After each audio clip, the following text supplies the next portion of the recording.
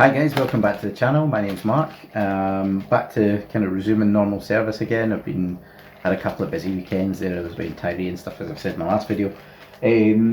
So obviously dealing with the green hair algae a little bit. It's nothing wild, but obviously it's not looking quite its best. So back to Nessie's again. I've not been there in a good few weeks actually. But normally when I go to Nessie's, I try and make a little list of things that I'd like. You know, sometimes I go in looking for a snail and I come out with, you know, an octopus or something. That's kind of the way it goes. So one thing I've been after for quite a while is some LPS corals. Now in the last couple of weeks on the Nessie's website, now that they're shipping stuff and they're putting stuff online, I've seen some of the reverse branching hammer frags, which were like 20 or 30 pounds, so they're quite very cheap actually. I think actually I've been catching up this week with a lot of videos myself, and I've been well behind. I've seen actually Ross got it a few weeks ago from Bearded Reef, so I was kind of I had an eye out for one of those, which I missed, and every time I do I miss like the euphyllias, like there's green torches or the reverse branching hammers. One thing I've also been after is Acans, so I got myself a rainbow Acan, which is kind of an orange centre with like almost like red and grey on the outside, and then I've also got myself an ultra green Acan. So I've got those two there, so they've been on the go for a while. What I'll probably do is move this big sort of bit of rock with the GSP, which is under the archway, probably tuck them in there so they're not getting too much light, which should be perfect for them. Ideally I'd probably quite like to put them on the arch later on. Maybe get rid of the GSP that's on it. I'll need to chip that off and deal with that, and then that might be a great place for it, although it might be a little bit too bright. They might want that bit of shade under the arch, we'll see. What else is going on? I also, the other thing that goes on my list, and it has been a few times, is an emerald crab. I'd quite like those for a bit of algae control. They're really great. They're not going to fight anybody for their shells because it's just a normal crab. They'll eat algae and they're pretty decent. You maybe not have two of them in your tank because they might fight a little bit. I might get away with one, maybe two, but we'd see. But I've never seen one in, and it's just one of those things that I'd quite like. But I'd go down the route of hermit crabs to eat that algae, but then they might start attacking my snails, and they might fight each other. I need to have shells in the tank. And as much as I love them and they're really cool to watch, I'm just going to stick with snails and shrimp and things like that. So that's the way I'm going for it. I've got the urchin as well, who's a pretty heavy hitter in terms of algae. So I've got myself 4 small little turbo snails. Now they'll probably end up in the reefer when they get bigger, because they'll probably just bulldoze things in this tank.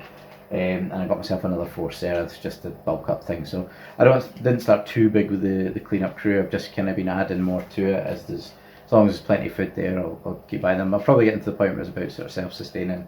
I'm hoping to get a few more stomatella snails. I did get a few from a friend, and the one I had was spawning, so hopefully they'll breed and I'll have a bit more of a population of stomatella snails, and that should keep me kind of topped up. The ceriths keep laying eggs as well, although whether they're hatching and whether they're making it to adulthood, I don't know. I've not seen any little ones really kicking about. It'd be nice if they did, and the fish will probably eat them as well if they're kicking about on the glass and things, if they're only very tiny. So maybe not, maybe won't come to adulthood. Maybe when I get the reefer and a sump, then I could put some ceriths and some stomatella snails in there, and they might breed in there without being disturbed. So we've got the extra snails, and the really cool thing I got, which I actually saw about 3 or 4 weeks ago in Nessie's lair, let me just grab the bag.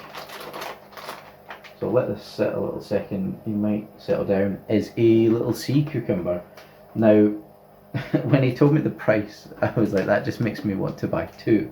Because they're only a £5. Now they're quite cool because they're yellow as well. I'm going to get this to drip on the cloth that I've got under the phone. Now, let me just get my hand here so it focuses better. There we go. So it's a filter feeder. I don't know if you can quite see them there. Yeah, you can see it's got a sort of little prongs that stick out the front. It's quite hard for me to see. They're kind of half out there. I think they come out a little bit further. He's obviously in a bag and has been for the last hour or so. So they filter feed. Oh, he's still in the water. So they filter feed and just kind of crawl about the glass. Now the reason I didn't buy 2 is that they reproduce by division. So once they're kind of fat, happy, and healthy, they'll just split. So I think Jamie at Nessie's Lair had actually said he bought in 5 or 10, and then pretty much every single one split since it came into the store. So it was probably a little bit stressed that maybe induced that, but he's done quite well out of that, and it'll do that for me. So if it's happy enough, I'm pretty keen that it'll divide and split, and I can maybe put some in the reefer later on, or it'd be cool to see them going about. And it's quite a nice yellow colour, so it's a bit of contrast in the tank. So I'll get all these acclimated and I'll let you see them in the tank. And the one last thing, actually I've got a couple other things, it wasn't a cheap day. I know Ross has talked about these, and I think he's got quite a lot of stuff from them, but my urchin, which you can just see there, he did have a little cape with quite a big chunk of GSP I had before, which was loose, and he did pick that up, but when I was cleaning the tank the other night, I kind of moved him to do something, and then he dropped his little cape of GSP, so I'm going to try him with a little top hat. There was quite a few other ones that Jamie and Nessie's bought in. There was like the sorting hat from Harry Potter, there was a traffic cone, there was like a baseball cap, there was a couple of other ones, but I thought the top hat would probably suit best. So that was kind of cool. That was a £5, so that was alright. I have also bought Phytoplankton, which I didn't know they had.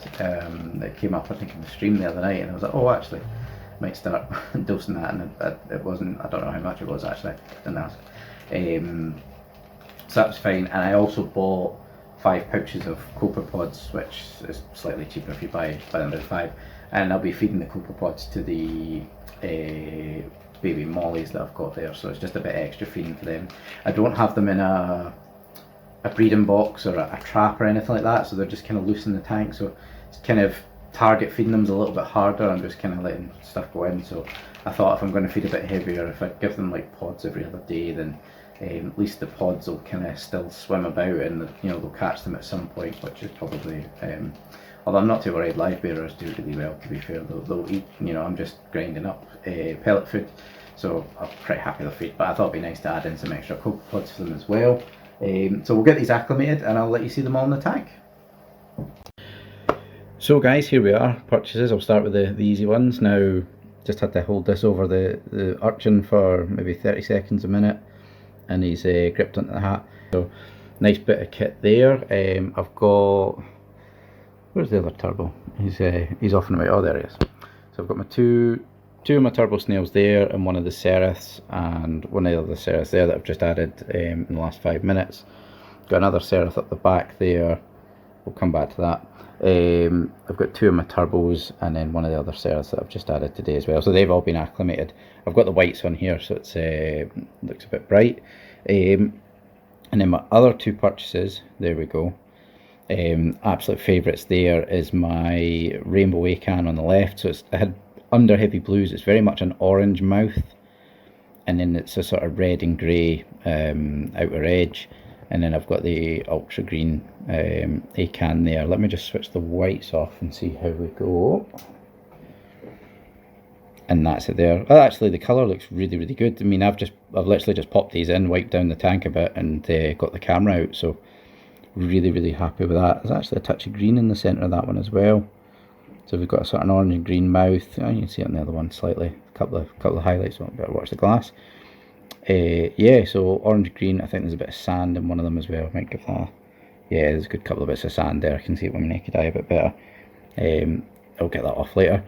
So yeah, orange, green, red, and then the sort of the darker grey, and then I've got the ultra green, which is cool as well. So it'd be nice to maybe get a little blue Acan in there to pop in the middle or something, or to the other side, and leave the rainbow in the middle, and then they might end up on that arch with take the GSP off.